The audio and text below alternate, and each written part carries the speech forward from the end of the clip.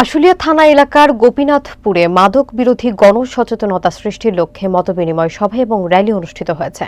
চলো যাই যুদ্ধে মাদকের বিরুদ্ধে, রুখে দাঁড়ান যুব সমাজকে বাঁচান, এই স্লোগানকে সামনে রেখে আয়োজিত কর্মসূচিতে এলাকার গণ্যমান্য ব্যক্তিবর্গ এবং যুব সমাজের উপস্থিতি ছিল চোখে পড়ার মতো।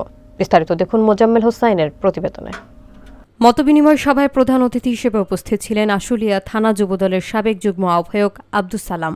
আরও উপস্থিত ছিলেন রামানন্দ সরকার, অ্যাডভোকেট মহসিন সোহাগ, মুন্নাফ হোসেন, আব্দুর রহমান সহ স্থানীয় নেতৃবৃন্দ।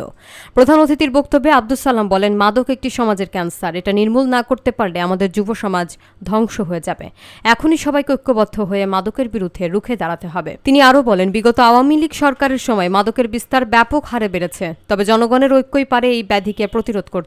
সভা শেষে একটি সচেতনতামূলক র্যালি অনুষ্ঠিত হয়। মাদক বিরোধী আন্দোলনের আমাদের এই পাথেলাটাকে যুব সমাজটা এবং ছাত্র সমাজটাকে